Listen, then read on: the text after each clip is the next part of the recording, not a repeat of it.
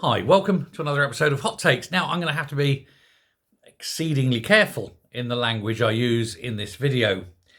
One remembers David Amess. He was an MP. He was murdered. He was murdered by someone of a certain cohort. A year ago, we had Southpaw, and three beautiful young girls were murdered by someone of a certain cohort. It's clear that the system is failing because in both cases, the perpetrator had been referred to and investigated by the Prevent programme. And in both cases, Prevent failed to prevent. The crimes were not stopped. Over the years, and particularly in recent years, there have been a number of failings in the way that Prevent has handled cases, often leading to bad outcomes, sometimes tragically sad outcomes. But the biggest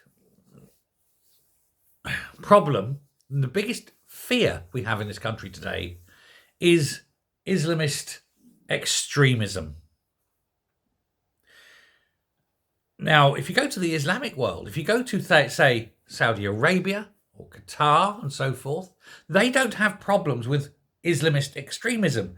They treat Islamist extremists as the enemy. Even though these are Muslim countries, you understand, they see Islamism as intolerable, unwanted, unheralded. And in some cases, it carries the death penalty in these countries. Now, why is Islamist extremism not dealt with in the same way in this country? I think it's because we have a cowardly government that equates Islamism with Muslims.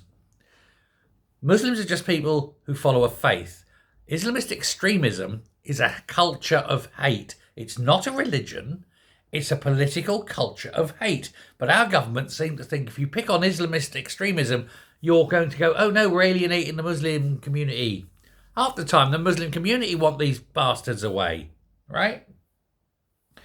Islamists are responsible for 94% of all deaths caused by terrorism in the last 25 years. 88% of all injuries caused by terrorism over the same period.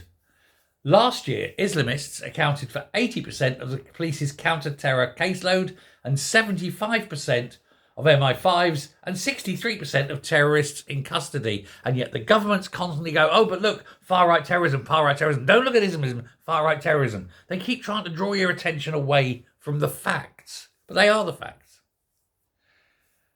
Despite this, only 13% of Prevent caseload relates to Islamist extremism. Why? It's because Prevent doesn't not want to highlight the problem. It doesn't want to admit that, yes, it's a problem. And so they keep casting about looking for non-Islamist, cases to look at to try and ease it, spread it a bit. But the fact is that Prevent is a failure because it's not preventing the thing that's happening because it's scared to admit that the problem in this country is Islamism. Now, Shorcross Report has highlighted this, and it's saying that this needs to be addressed, but that we have a lack of political willingness. And so the people of this country are basically being left to fend for themselves because the government does not want to admit the truth that Islamism is a terrible thing that's causing all these problems.